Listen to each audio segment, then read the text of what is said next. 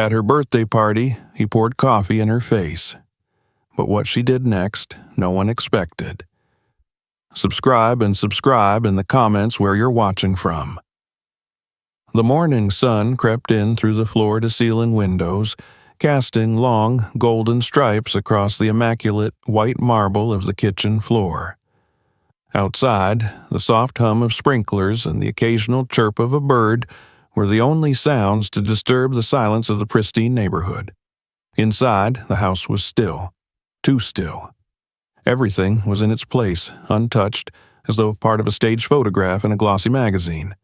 The soft whir of the refrigerator and the ticking of the minimalist designer clock above the pantry were the only reminders that time still moved here. Noelle stood barefoot on the cold marble, wrapped in a silk robe the color of bone. It had been a gift from Justin, like most of the things in her wardrobe. Elegant, expensive, neutral.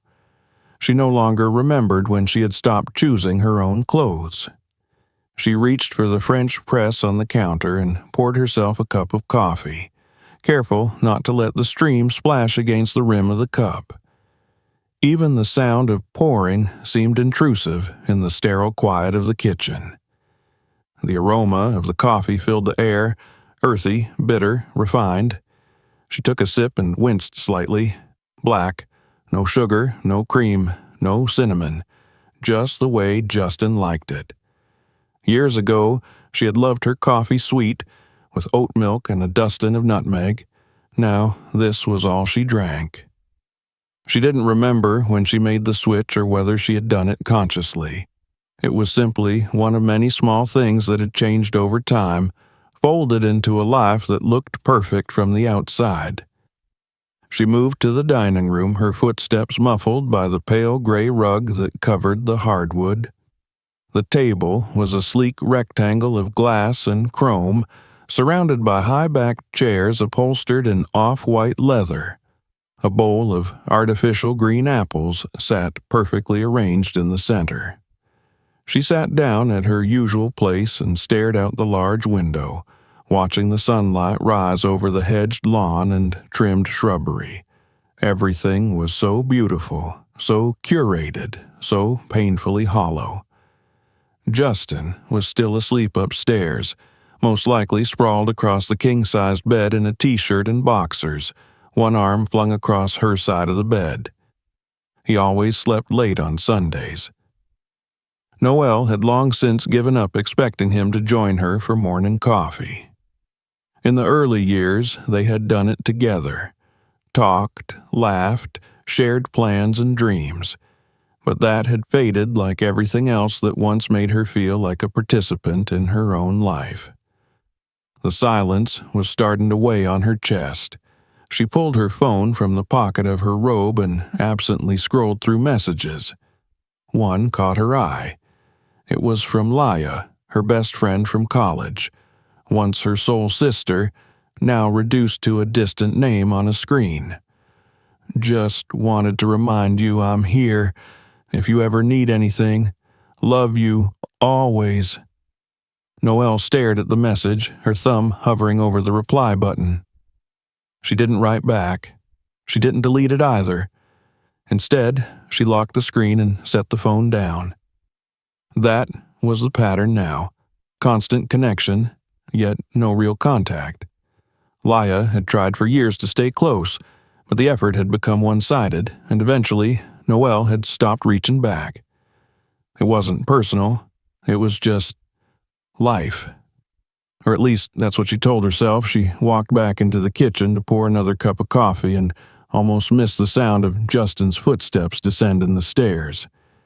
His presence filled the room before he even said a word. There was always something about the way he moved, measured, intentional, in control. He wore navy blue loungewear, his blonde hair slightly tousled, and his face freshly shaven. "Mornin'," he said, his voice still thick with sleep, but not unpleasant. "Morning," she replied, forcing a smile. He glanced at the cup in her hand and smirked approvingly. "Still drinking it black, huh?" She nodded, not trusting herself to say anything. Justin leaned against the counter and stretched, groaning slightly. "So, I've finalized the plans for next weekend. Your birthday's going to be spectacular." Noel blinked. "Plans?" "Yeah," he said, as though it were the most obvious thing in the world. "I booked the Calder House. Gorgeous place, upstate, private event staff, valet, the works. Guest list is set. Caterers confirmed. It's going to be elegant, tasteful, just like you." She felt the familiar sinking in her stomach. He hadn't asked her opinion. He never did. And still she nodded. "That's lovely, thank you." Justin grinned, clearly pleased with himself. "I figured you'd appreciate me taking the stress off your plate. I mean, let's face it, you've been swamped with work. You deserve to relax and let someone else handle things for once." It wasn't a lie. She was busy at work, managing a high-profile brand campaign that had consumed most of her time and energy. But it wasn't the truth either. She would have preferred something quiet, maybe a dinner with Laya and her parents, or even just a long walk on the beach. But preferences didn't matter in a life choreographed by Justin. He moved toward her and kissed the top of her head, then reached for his own coffee. She watched as he moved around the kitchen, confident, comfortable, utterly unaware of the growing distance between them. Or perhaps he was aware. Perhaps he just didn't care. Later that morning, as she folded laundry in their spotless bedroom, she found herself staring at the framed photograph on Justin's nightstand. It was from their honeymoon in Capri years ago. They stood on a sun-drenched terrace, arms around each other, smiling for the camera. She looked so happy, radiant, hopeful. Now she barely recognized the woman in that photo. She moved through the rest of the day on autopilot. Emails, dishes, tidying up. Noelle had become an expert in busying herself with the inconsequential. She wandered into the walk-in closet and ran her fingers across the rows of dresses, shoes, and handbags, all color-coordinated, all elegant, all approved by Justin. Once she had worn bold colors, Afrocentric patterns, giant hoop earrings. Now it was beige, black, navy. Clean lines, no texture, neutral everything, like her coffee. She sat on the edge of the bed, suddenly exhausted. The life she lived wasn't bad. It was safe, luxurious even. And yet, the hollow feeling in her chest never seemed to leave. Somewhere along the way, she had stopped laughing, stopped creating, stopped dreaming.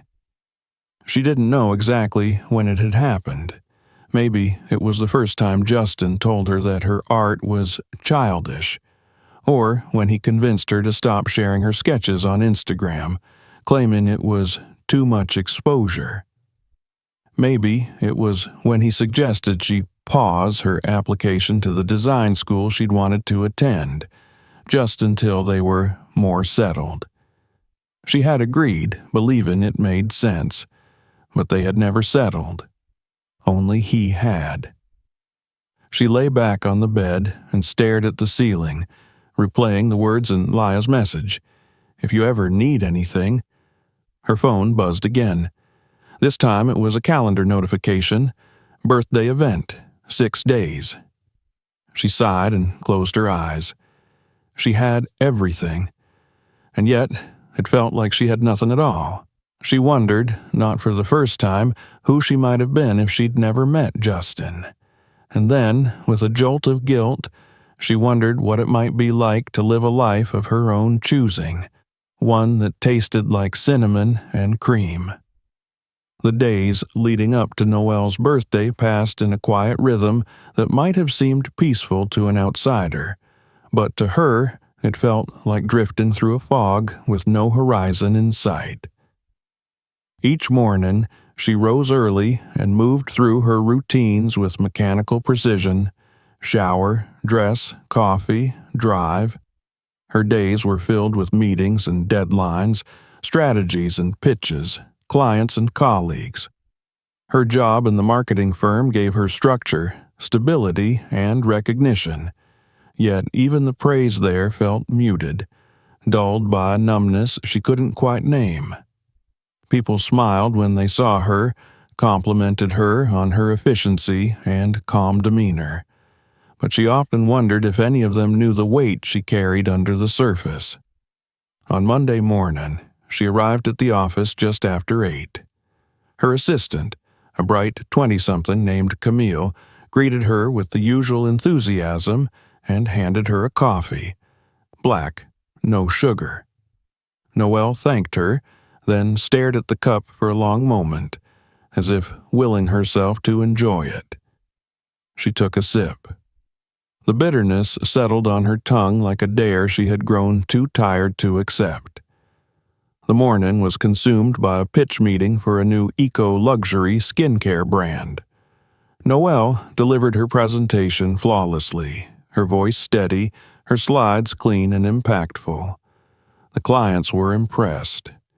They applauded her insight and taste, called her a visionary. She smiled graciously, nodded, said all the right things, but as she walked back to her office, heels clicking on the polished floors, she couldn't shake the image of her younger self, barefoot in a cluttered dorm room, sketchpad balanced on her knees, paint staining her fingers, a light in her eyes that no one had needed to name. That version of her had once seemed so close. Now it felt like a myth. She closed the door behind her, shutting out the hum of conversation from the bullpen. The silence that greeted her was different from the one at home, less hollow, more honest. She stood for a moment, glancing at the neatly arranged books on the shelf, the framed certificates on the wall, the elegant abstract print Justin had picked out for her birthday last year. It was tasteful, like everything he chose. Safe, colorless, not hers. She sat at her desk and pulled open the bottom drawer. Inside was a small leather sketchbook, the edges worn, the pages slightly curled from years of neglect. She hadn't opened it in months, maybe years. Her fingers hovered over it, then pulled back. Not here. Not yet. Instead, she reached for her phone and opened her photo gallery, scrolling past dozens of event shots, boardroom selfies, and couples' portraits staged in front of expensive backdrops. She kept scrolling until she found the folder labeled College. There, buried beneath old snapshots of dorm parties and study groups, were pictures of her paintings. Raw, messy, vivid. Faces with 2 large eyes. Women with halos of textured hair, hands reaching for light. She stared at one for a long time, a self-portrait she had done the week before graduating. She was looking straight into the viewer, defiant and unapologetic. She didn't look anything like the woman Noelle had become. A knock at the door snapped her out of the moment. Camille poked her head in, her expression hesitant. "Hey, just wanted to remind you your husband called about the final birthday guest list. He said to ask if you're okay with it." Noelle's stomach tightened. "Did he say who's on it?" Camille smiled awkwardly. "Not really. He said it was all people you'd want to see." Noelle nodded slowly. "Thanks. I'll follow up with him." When Camille left, Noelle sat back in her chair and stared at the ceiling. Justin hadn't asked her about the guest list. He hadn't asked about anything. He had planned the event as though she were a brand to be launched, curated, positioned, presented. Her preferences were irrelevant. Her presence was merely a necessity.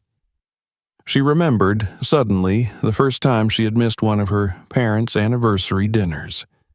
It was shortly after she and Justin had moved in together. He had booked a last-minute weekend trip to Aspen, telling her they needed time away from the noise. She'd been hesitant. Her parents were expecting her, but he'd laughed it off. "Come on, Noah. They'll understand. You deserve a break. And besides, we need to focus on building our traditions now, right? She'd agreed. They'd flown to Aspen. He'd booked a luxury suite, taken her to wine tastings and spa appointments, held her hand in the snow. It had felt magical at the time. She hadn't noticed how easily he'd redirected her, how skillfully he'd made her feel like it had been her idea all along. There had been more instances like that. Her mother's 60th birthday, which she missed because Justin insisted they attend a fundraiser he deemed critical for networking. Her cousin's art exhibition in Harlem, which Justin said wasn't really her scene anymore. The time Laya invited her on a girls' weekend, and he'd convinced her it would be exhausting and full of drama. It hadn't happened overnight. Justin didn't shout. He didn't forbid. He guided. He suggested. He reminded her what was best. Until, eventually, she stopped choosing for herself. That evening, at home, she brought it up. Not the whole truth, just the guest list. "I was wondering," she said cautiously, "if we could add a few of my friends to the invite list for Saturday. Maybe Laya, and maybe—" Justin looked up from his laptop, eyes narrowed slightly. "Laya? Didn't you say she's been distant lately?" Noelle hesitated. "Only because I've been preoccupied. I'd really like to see her." Justin's expression was unreadable. He set down his glass of wine and leaned back in his chair. "Look, babe, I already sent out the RSVPs. It's a little late to be changing things around. And anyway, I thought we agreed this party should be elegant. You know how she gets. Always stirring up something, right?" Noelle said nothing. Her hands clenched in her lap, hidden beneath the table. "I just want the night to be special for you," Justin added, his tone softening. "Classy, no drama, no mess, just beautiful memories." She nodded slowly. "Of course." Later that night, lying in bed beside him, she stared at the ceiling while he slept. Her thoughts were loud in the dark. She remembered the way Laya used to laugh, loud, unfiltered, contagious. She remembered how they used to dream together, plan road trips, share music, paint in her dorm room until sunrise. She remembered how Laya had once told her, tears in her eyes, "He doesn't see you, Noe. He only sees who he wants you to be." Noelle had brushed it off at the time, told herself Laya was just being protective, just overreacting. But the memory of that conversation now made her chest ache. She rose quietly from the bed, tiptoed to the hallway, and slipped into her studio, a room Justin had converted into a guest room after claiming her paints smelled up the house. The easel still sat in the corner, draped in a linen sheet. She pulled it off, revealing a half-finished canvas. The colors were dull, hesitant. It had been her last attempt before she'd put her brushes away for good. She stood there for a long time, staring at it. Something inside her whispered, almost inaudibly, "Paint." But instead, she sat on the floor, knees pulled to her chest, and cried. Not loudly, not with shaking shoulders or sobs that split the air, just a steady stream of tears for the life she had built so carefully, so thoroughly, that she had disappeared into it. In the morning, Justin greeted her with a smile and a kiss, his eyes bright. Just a few more days until the big night. She nodded, her expression calm. But inside, something had shifted. She didn't know what yet, only that something had broken free. By the time Saturday arrived, Noelle felt like she was living inside a finely tuned performance, one she had rehearsed so many times that the lines came automatically, even as the meaning behind them drained away. Everything was set, orchestrated with the precision Justin prided himself on. The venue he had chosen, a sleek glass and brick estate nestled in the wooded hills just outside the city, gleamed like something out of a luxury magazine spread.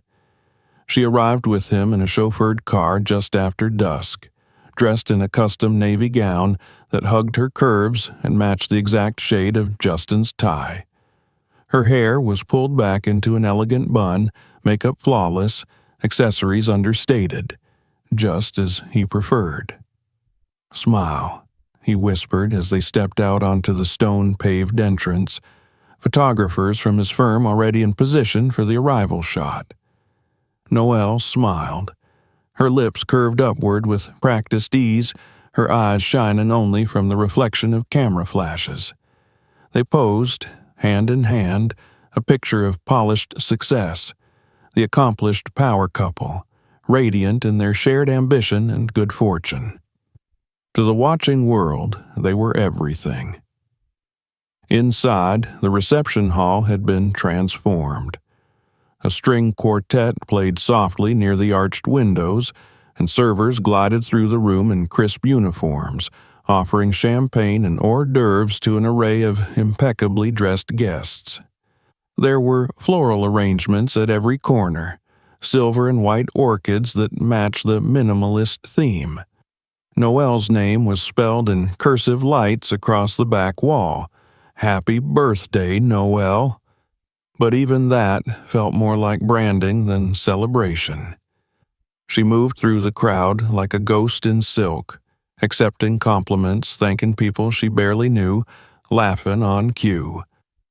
Everyone there seemed to belong to Justin in some way. Partners from the firm, wealthy friends from his private school days, women she had only ever seen in curated Instagram posts, all calling her darling and stunning, and asking how she managed to keep it all together. "You're glowing, girl," one woman gushed, her diamond earrings catching the light. "Whatever your secret is, I need some." "Marry rich," Noelle wanted to say, but she only smiled and offered a demure, "Thank you." She felt invisible in her own skin. Somewhere near the open bar, Justin held court, surrounded by a small group of laughing men in tailored suits. He gestured with his glass, spoke with a confidence that made people lean in closer. Every now and then, he looked over at her and flashed a smile of approval, like a man proud of his prize. Noelle's throat tightened. She took a flute of champagne from a passing tray and sipped it too fast, welcoming the burn. The noise, the faces, the lights, everything seemed louder than it should be, and yet she felt numb, watching herself from a distance as if the night belonged to someone else. Then, a voice behind her, warm, familiar, electric. "No." She turned sharply. Laya stood just inside the main entrance, dressed in a simple black jumpsuit, her hair in soft curls, eyes wide with uncertainty. For a moment, Noelle forgot how to breathe. They stared at each other, a beat too long, then Laya stepped forward and pulled her into a tight hug. "I can't believe you came," Noelle whispered. "You invited me," Laya replied. "How could I not?" Tears threatened to rise, but Noelle blinked them away. "I didn't think—" "You didn't have to think," Laya said softly, drawing back to look at her. "You just had to ask." They moved to a quieter corner just behind one of the tall indoor ferns. Noelle kept glancing round, half expecting Justin to appear, scolding her with a single look, but for the moment they were alone. "You look incredible," Laya said, "but exhausted." Noelle gave a dry laugh. "That obvious?" Laya took her hand. "You don't have to keep pretending, no, not with me." For a second, Noelle let herself rest in the truth of those words. She leaned in slightly, as if Laya's presence could anchor her to something real, something steady. Then the music shifted. The soft strings gave way to a new tempo, and the lights dimmed just slightly. A staff member approached with a smile, announcing that the slideshow was about to begin. Justin's voice echoed through the sound system, smooth and polished. "Ladies and gentlemen, if I may steal your attention for a moment. Tonight is not just any evening. Tonight we celebrate the remarkable woman I'm lucky enough to call my wife. Noelle, this is for you." A screen lowered from the ceiling. The slideshow began.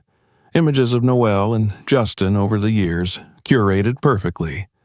Vacations, galas, anniversaries, all framed by designer clothes and exotic backdrops.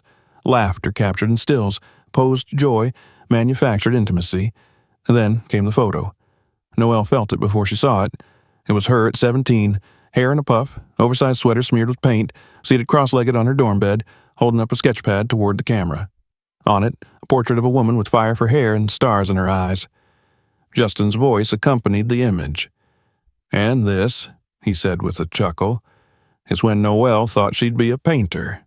Can you believe it? Thank God she came to her senses, right?" Laughter rippled through the room.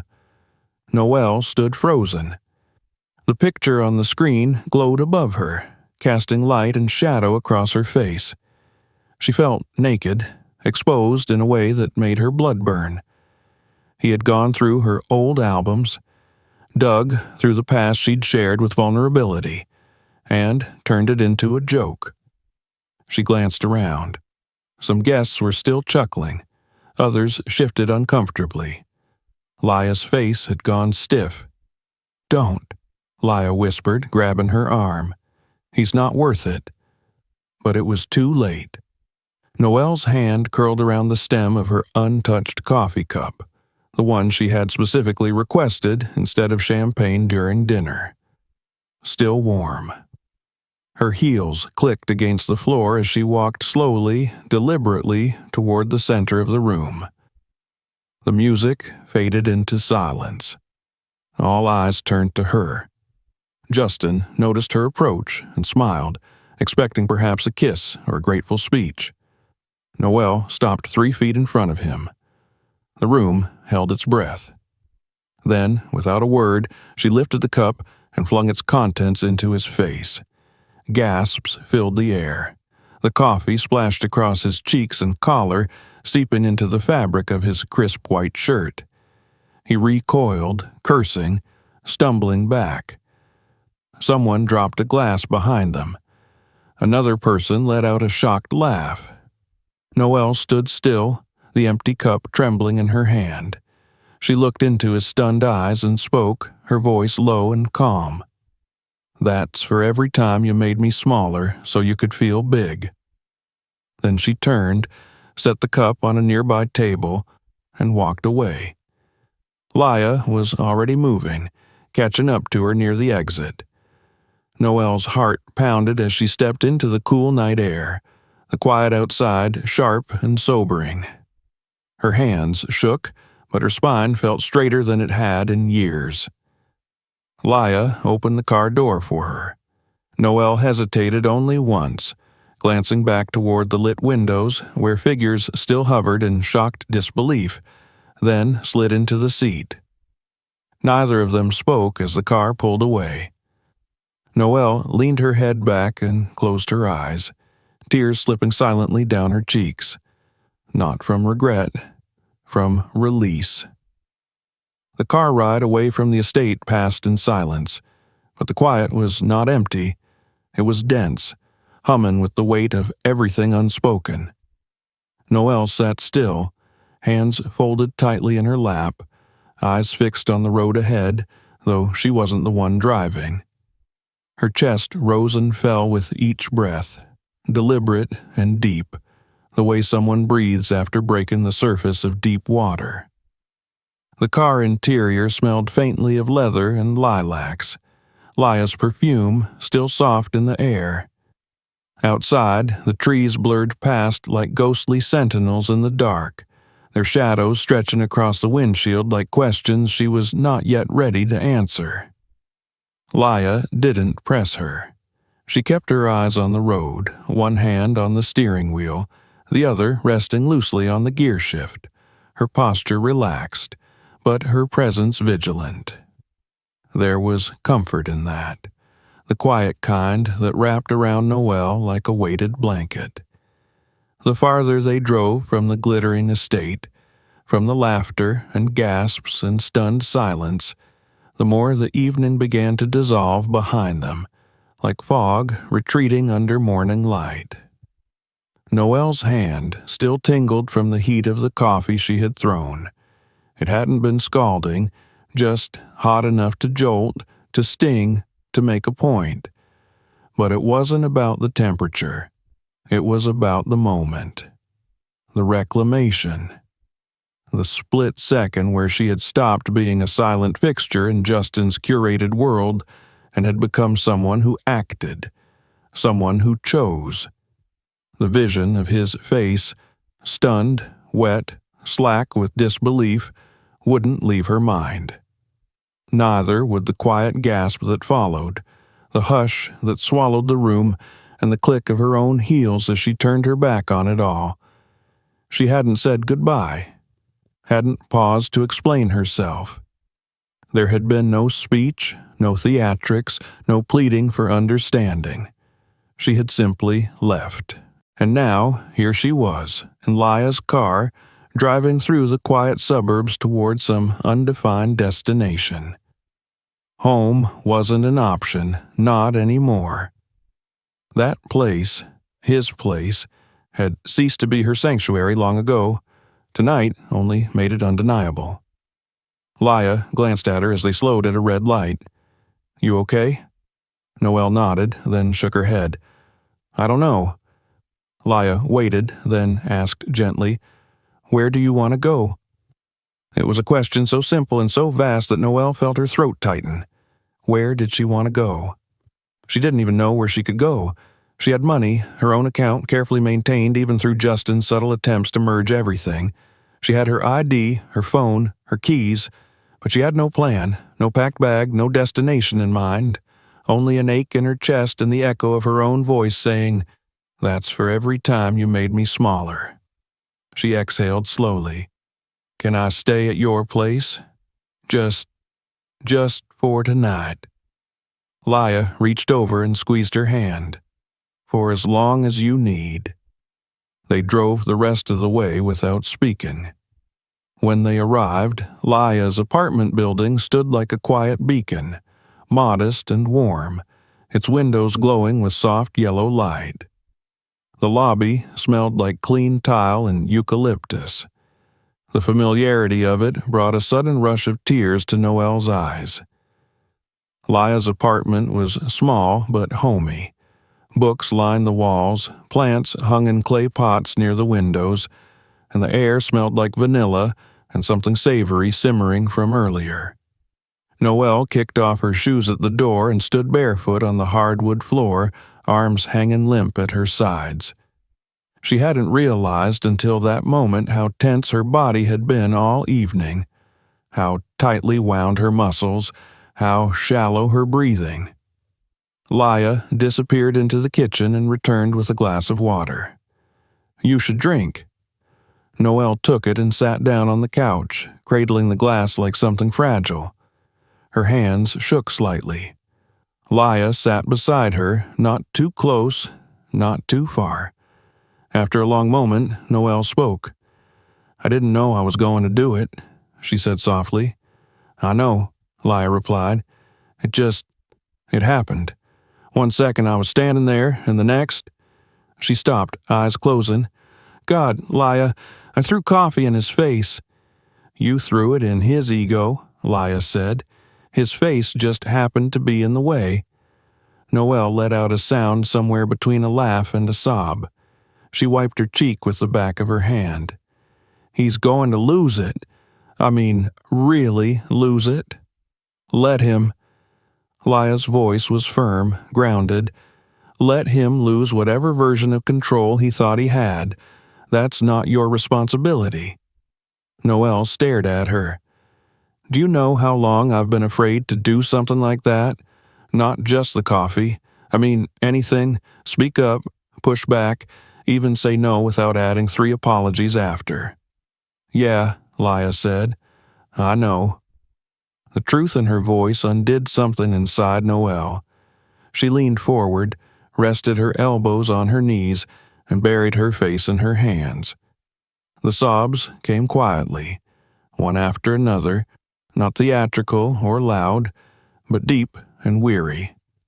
They spilled from her not just from the night, but from the years that led to it. Years of silence, of smiling when she wanted to scream, of accommodating someone else's comfort at the expense of her own. Laya didn't say anything.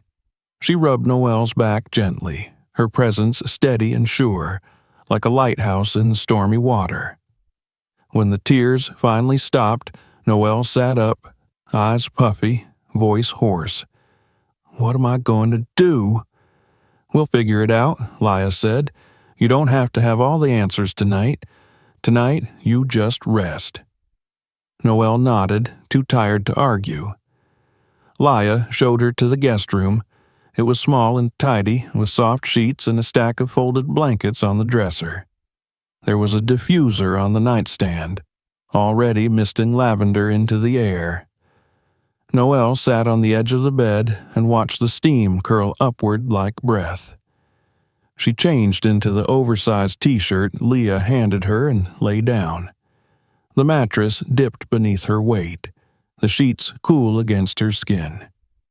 She stared at the ceiling for a long time, replaying the evening again and again. The laughter, the photo, the weight of the cup in her hand. Eventually, she closed her eyes.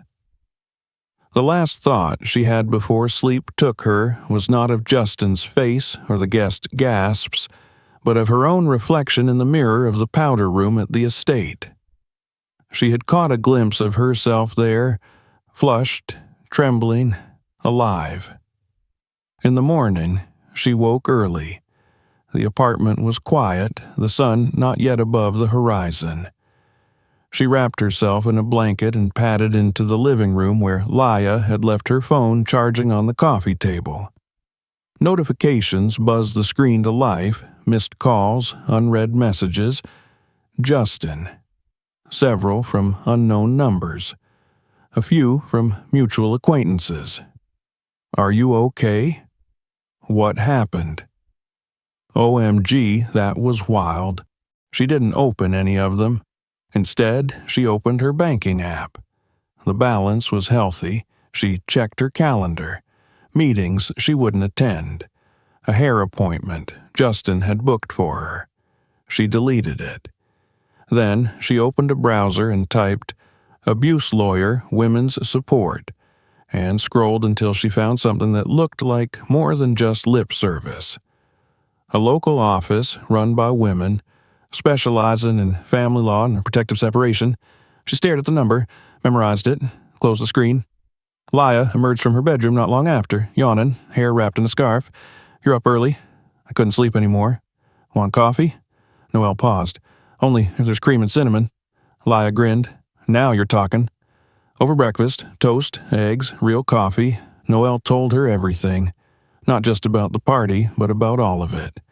The slow erosion, the constant second-guessing, the way she had learned to be quiet, to shrink, to twist herself into something that wouldn't provoke disapproval. She spoke in halting sentences at first, but soon the words flowed. Laya listened, nodding occasionally, but never interrupting. When she finished, they sat in silence for a while. Then Laya reached for a pen and a piece of paper and began writing a list. "Okay," she said, "here's what we're going to do." Noelle watched her. "You don't have to. I want to. And more importantly, you need to." She looked at the list. Lawyer, documents, clothes, mail forwarding, new phone. It was the beginning of something, the beginning of a plan. Later that afternoon, Noelle returned to Justin's house one last time, with Laya beside her, to collect her essentials. He wasn't there. The house was quiet, colder than she remembered. Her keys still worked. She moved quickly, gathering what she could. Clothes, her laptop, a few mementos she wasn't ready to leave behind. Laya found the emergency cash box in the closet, still untouched. Noelle tucked it into her bag. On the way out, she paused at the front door. The photos on the hallway wall stared back at her. Engagement, wedding, vacations, smiling lies. She reached for one frame, removed the photo, and left the empty frame hanging. The sound of the door clicking shut behind her was the softest noise in the world, but to her it sounded like thunder. Noelle hadn't realized how much of her life had been muted until the silence began to feel real. Not the careful, curated stillness of her former home, where every footstep echoed against surfaces too clean to touch. This silence was different. It came with soft morning light streaming through Laya's linen curtains and the distant hum of life outside. Neighbors starting their cars, children calling to one another as they walked to school, birdsong carried on a breeze. She stood barefoot in Laya's small kitchen, warming her hands around a chipped mug filled with coffee that smelled the way she remembered it from years ago. Strong, a touch of sweetness, a hint of cinnamon. The warmth of it felt like a whisper to the parts of her that had gone cold. It had only been 2 days since she'd left, but already time felt strange, stretched thin in some places and knotted in others. She kept checking her phone out of habit, even though she had silenced notifications. Dozens of texts had piled up from Justin, and each time she saw his name on the lock screen, a small jolt of dread spiked in her chest. Some of the messages had started kindly. "Come home, Noelle. Let's talk." "I didn't mean it." Then the tone shifted. "You embarrassed me. You humiliated yourself. You're making a mistake." Finally, they grew darker. "If you're not back by the end of the week, I'm calling your boss. I'll make sure everyone sees who you really are." She hadn't replied to any of them, not because she didn't have words, she had too many, but because she knew it wouldn't matter. Justin didn't want a conversation. He wanted her surrender. He wanted control reestablished. And that door, once so familiar, now stood firmly closed behind her. Laya entered the kitchen with her usual energy, wearing leggings and a hoodie, her curls tied up high. "You're up early again," she said, opening the fridge. "Did you sleep at all?" "A little," Noelle said, her voice still scratchy from the night. "I keep waking up thinking I'm back there." Laya nodded, not pushing. "Nightmares?" "Not exactly.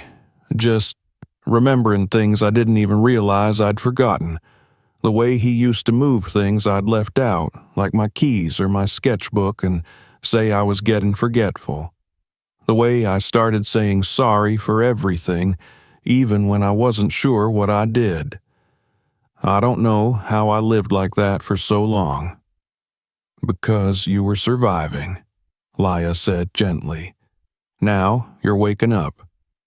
Later that morning, they sat together on the couch, notebooks and laptops spread across the coffee table.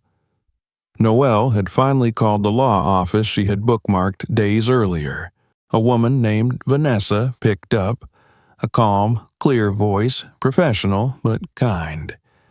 By the time Noelle hung up, she had an appointment scheduled for the next afternoon. She didn't realize how tightly she'd been holding her breath until she set the phone down and her shoulders slumped forward in release. They spent the rest of the morning making lists. It was Laya's idea, and it helped. Small goals, tangible steps, clothes to replace what she left behind, documents to organize, utilities to transfer, a checklist for a new phone and email address. Each item crossed off was a small claim to her independence, a brick in the foundation of a life she could build on her own terms. In the afternoon, they ventured to a department store downtown. Noelle chose items slowly, carefully. Jeans that felt soft against her skin, a sweater in a bold mustard yellow, undergarments that didn't feel like armor. She surprised herself by picking out a pair of earrings she never would have worn in her old life. Silver hoops, slightly oversized, unapologetically loud. When she caught her reflection in the mirror, a shadow of a smile crept across her face. It didn't last, but it was enough to remind her she was still in there, underneath the layers she had learned to wear for someone else. That night, curled on the couch with a blanket draped over her legs and Laia flipping through channels beside her, Noelle allowed herself to imagine what came next. Not just the logistics, the divorce, the apartment, the job, but the deeper question: what would it mean to live as herself again? What did she even like? What music? What food? What kind of art did she want to make, if any? She couldn't remember the last time she'd created something without hearing Justin's voice in her head, telling her it was childish or impractical or a waste of time. But now that voice had started to lose its volume. It no longer boomed. It muttered, distant and dim. By the end of the week, Noelle had a new phone with a clean number. She let a few close colleagues know she'd be unreachable for a while and declined all meetings. Her boss, a shrewd but surprisingly empathetic woman named Nina, offered to let her take a leave of absence. Noelle accepted. There was no shame in pausing, only survival. One morning, while Laia was at work, Noelle took her laptop to a coffee shop down the block. It was a cozy place, all brick and mismatched furniture, with a chalkboard menu and the smell of fresh pastries in the air. She ordered a chai latte with almond milk and cinnamon, then took a seat by the window. For the first few minutes, she just watched people walk by: students, delivery drivers, couples holding hands. The normalcy of it made her ache. She opened a blank document and typed her name. Then she stared at the cursor blinking beside it. She didn't know what she meant to write, an email, a journal, a manifesto, but her fingers moved anyway. She wrote about the coffee cup, about the heaviness of the silence that came before it, about how everyone watched her like she was the one who broke something sacred. She wrote about the photo of herself as a teenager, about how it felt to see her younger self become the punchline of a man's joke. She wrote about walking out, about the rush of it, about the fear that came later. The words came fast, raw, unedited. When she finally stopped, her hands were trembling again, but in a different way. Not from fear, from release. The next day at her lawyer's office, she sat across from Vanessa, who explained the process calmly, outlining every legal step she would take to protect Noelle's assets and ensure her safety. They would file for divorce, citing emotional abuse, establish a restraining order, freeze joint accounts, secure her credit. Vanessa asked if there had ever been physical violence. Noelle hesitated. Not really. He never hit me. But there were moments. He threw a plate once, slammed doors, punched a wall. Vanessa nodded. That counts. They discussed the house, the assets, the potential backlash. At the end of the meeting, Vanessa looked her in the eye and said, "You're doing something brave. It might not feel like it now, but it is." That night, Laia surprised her with takeout from their favorite college restaurant, a Caribbean place tucked away on a quiet corner they used to visit after late-night study sessions. They ate on the floor, laughing at old memories, telling stories with their mouths full. For the first time in a long while, Noelle laughed without thinking about who might hear. Later, after Laia had gone to bed, Noelle stood alone in the guest room, the soft glow of the desk lamp illuminating the pile of papers she had brought home from Vanessa's office. Divorce papers, affidavits, financial statements, her past printed in black and white. She flipped through them slowly, letting the weight of it sink in. Every page was a step away from Justin. A step back to herself. She found her sketchbook buried in her tote bag. It had only a few blank pages left. She opened to one of them and picked up a pen.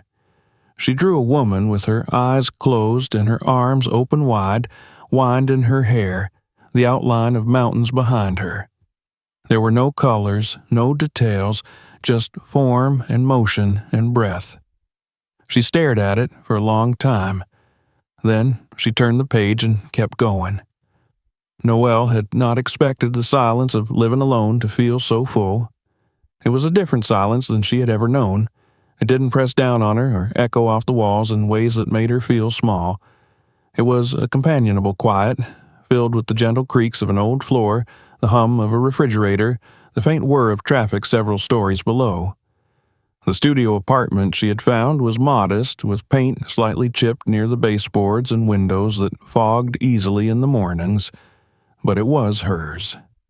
The lease had her name on it, only her name, and the key felt like a victory every time it turned in the lock.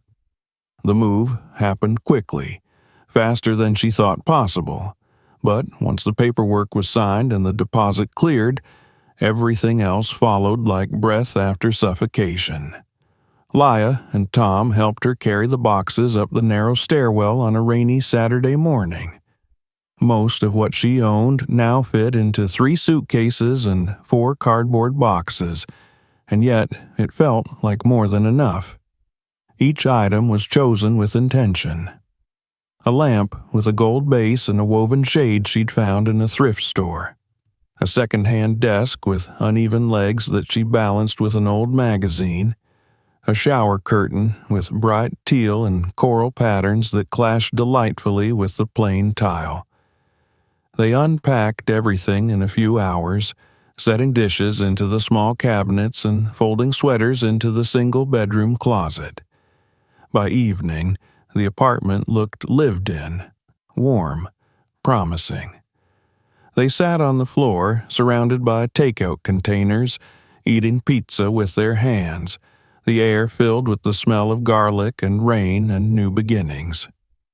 When they left, and the door clicked shut behind them, Noelle stood for a moment in the center of the room, barefoot, hands on her hips. The walls, still bare, felt like pages waiting to be written on. She exhaled slowly, then she smiled. The following days settled into a rhythm. Mornings were hers. She began each one by brewing coffee with cinnamon and cream, pouring it into the same chipped mug from Leah's kitchen. She would curl into the armchair by the window with her sketchbook balanced on her knees and draw.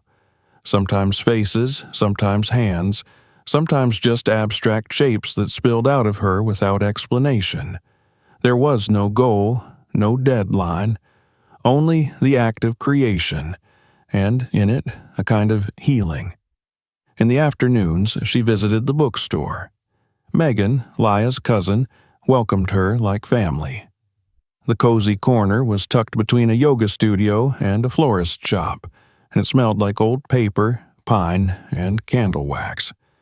The floors creaked, the windows fogged. The register was temperamental, and Noelle adored it. She started working part-time, shelving books, chatting with customers, curating small displays of poetry and memoirs. Megan gave her freedom to create, encouraged her to arrange the window display however she liked, and even offered her a wall in the cafe section to showcase her artwork once she was ready. The first time someone asked her for a book recommendation and she answered without hesitation, she felt a flicker of the confidence she hadn't realized she'd lost. One afternoon, after closing, Megan handed her an envelope. Inside was her first paycheck. It wasn't much, certainly not what she'd earned at the firm, but it was money she had made on her own, doing something that didn't drain the life out of her. As she walked home through the crisp fall air, she stopped to buy groceries. Just a few things: a bundle of spinach, a block of cheese, bread from the bakery, oranges. No one commented on her choices. No one teased her for buying too many carbs. She picked up a small bottle of red wine, something she hadn't done in years without first hearing Justin's opinion on tannins or vintage. She carried it all back to her apartment in a canvas tote bag with paint smudges on the straps and felt, for the first time in a very long time, like a woman returning to her life rather than escaping it. That night, she sat at her new desk and opened her laptop. The screen glowed against the darkness of the room. She opened a new document and titled it "The Girl Who Disappeared." It wasn't the final title. It might never be a finished book. But the words that followed spilled out with surprising ease. She wrote about isolation disguised as love, about the ways manipulation doesn't always shout. It whispers and flatters and smiles while it erodes your certainty. She wrote about the mornings she woke up unsure of what she had done wrong, and the nights she went to bed apologizing for being too tired, too quiet, too much. She wrote about the mask of a perfect couple, about the curated photos, about the subtle silencing that became habitual until silence felt like safety. When she stopped, the clock read just past midnight. Her fingers hovered over the keyboard. Then she clicked save and closed the laptop. Over the next week, she continued to meet with Vanessa. The divorce was progressing. Justin had responded to the papers with what Vanessa called performative outrage. Empty threats, requests for mediation, a barrage of emails that grew less coherent by the day.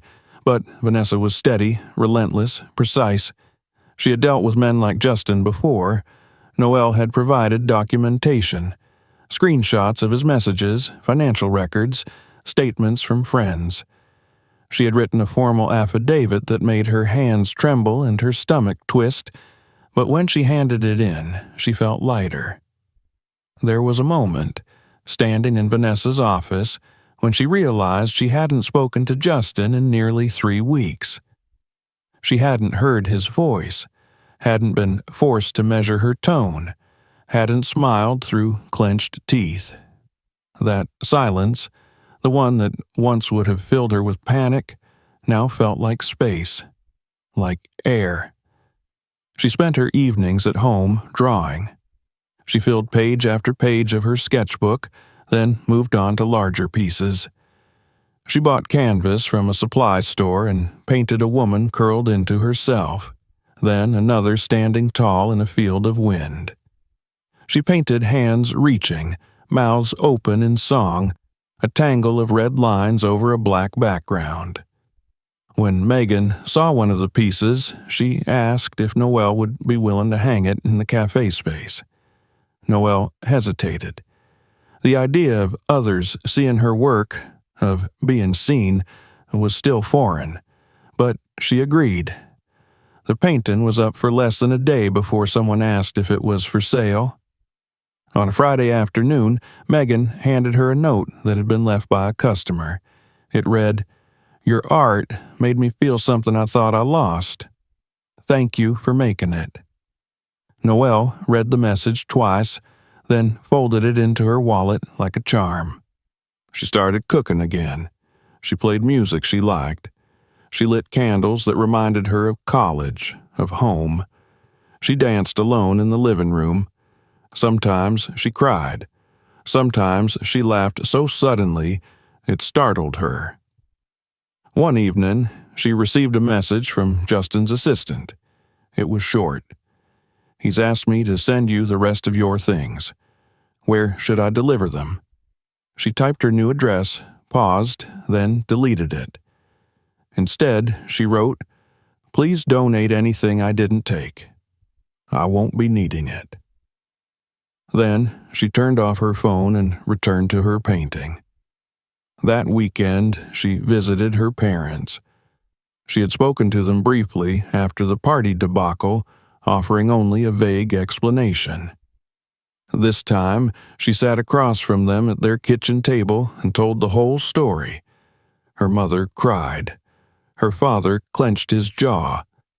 Neither said, "We told you so." They said, "We're proud of you." Her mother pressed a folded quilt into her hands as she left, blue and gold and stitched with care. "I made this for you when you first moved in with him," she said. "I always hoped it would keep you safe. Maybe now it finally can." Back at her apartment, Noelle laid the quilt across the end of her bed and ran her fingers over the seams. The walls around her were bare, but they held warmth, not from paint or decor, but from presence. Her own. She lay down and stared at the ceiling. Tomorrow she would go back to the bookstore. She would paint. She would write. The past was not undone, but it was no longer her compass.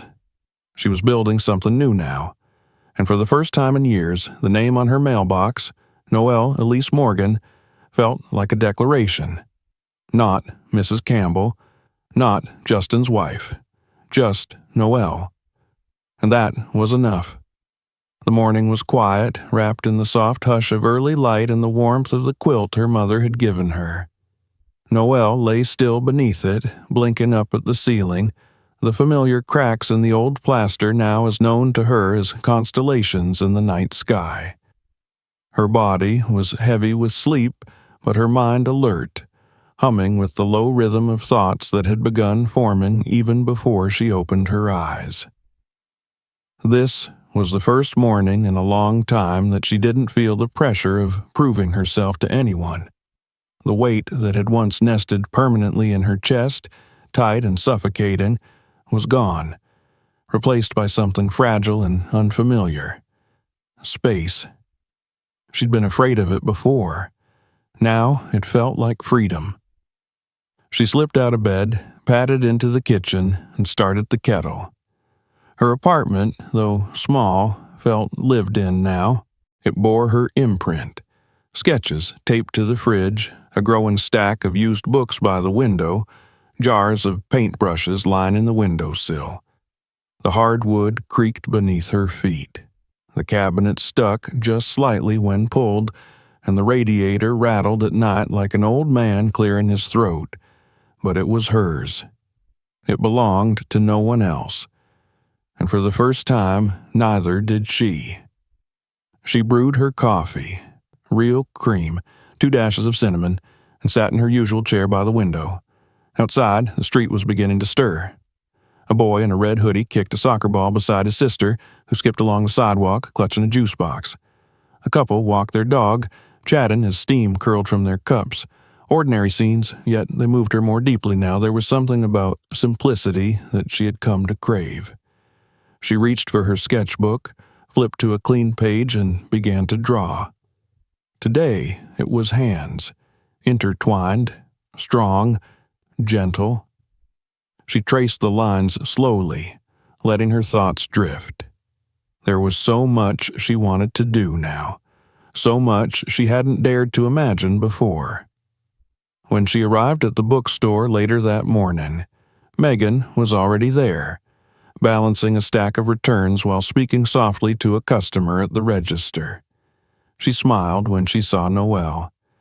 There was no pity in her eyes, no curiosity laced with gossip, just quiet respect, the kind that acknowledged without needing to ask. "Can you help me with the window display?" Megan asked as she passed. Noelle nodded, pulling her coat off and rolling up her sleeves. Together, they unpacked boxes of new arrivals, arranging them into themes: poetry of resistance, memoirs by women reclaiming their stories, novels that centered Black protagonists in all their complexity. Noelle handled each book like a fragile truth. She loved the feeling of stories in her hands, the smell of ink and paper, the weight of words made permanent. After lunch, she made her way to the back corner of the store where her painting now hung, an abstract swirl of crimson and navy with hints of gold and bone white bleeding through the brushstrokes. A small placard read, "Resurgence by Noelle E. Morgan." People had started noticing. A woman stopped her the day before to ask what inspired the piece. Noelle had smiled and simply said, "Starting over?" That afternoon, as she restocked a shelf in the nonfiction section, Megan approached with a hesitant smile. "Someone left this for you." She handed her a folded sheet of paper, creased with care. Noelle opened it and read, "Your art is a mirror. It made me see myself again. Thank you for creating something that speaks without needing permission." Noelle's hands trembled as she folded the note. It was the third message she'd received since putting her work on display. Each one felt like a gentle echo returning from the world, a confirmation that her voice, long silenced, had found resonance. The following evening, she received an email that made her heart leap. It was from a small, independent art collective downtown that Megan had encouraged her to submit work to. They were curating a spring exhibit titled Unbound, focused on personal transformation and reclamation. They had reviewed her samples and wanted to include her in the lineup. She read the email twice, then a third time, hardly believing the words.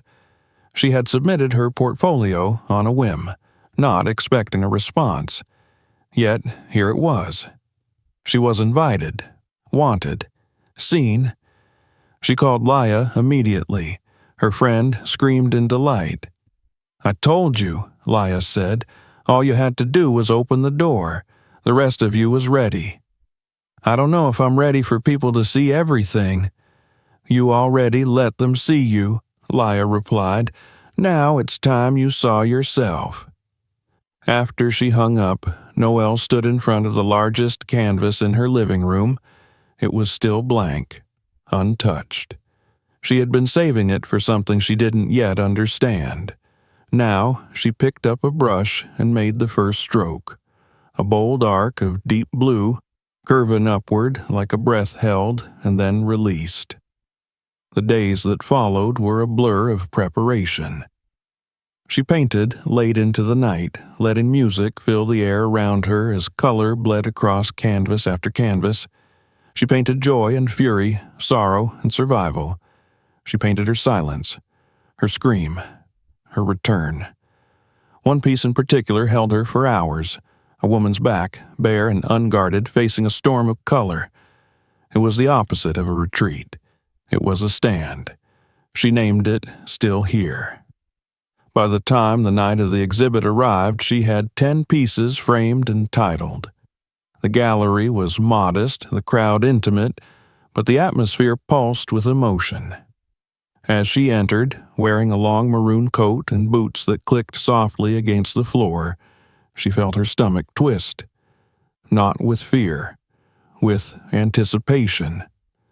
People moved slowly from painting to painting, sipping wine, murmuring. Noelle stood near the back, watching them engage with her work. She didn't need to explain. She had already spoken, each brushstroke a sentence, each shadow a memory, each contrast a refusal to be simplified.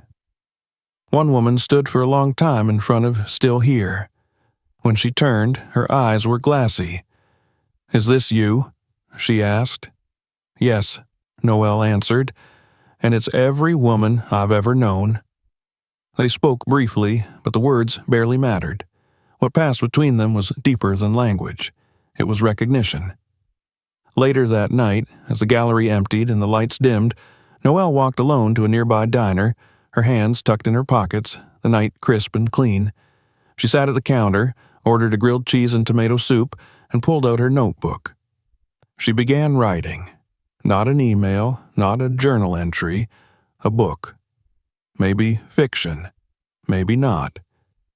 She didn't yet know where the story would go, only that it began with a woman waking up in a home that no longer felt like her own, staring at a mirror and realizing she didn't recognize the reflection. She wrote until her food arrived. Then she set the notebook aside and took the first bite of her sandwich. It tasted better than anything she'd had in months. At home, she curled into bed with the window cracked open. Outside, the city hummed its lullaby. Inside, the walls breathed around her. On her nightstand, beside her sketchbook and a small vase of dried lavender, sat her latest mail. A single envelope addressed to Noelle E. Morgan. She touched her name with the tips of her fingers, tracing each letter. She was no longer anyone's wife, no longer someone else's silence. She was the author now, of her name, her space, her life, and tomorrow she would begin again. If this story moved you, don't forget to subscribe for more. Watch the next video to continue exploring powerful stories and share this one with someone who needs to hear it.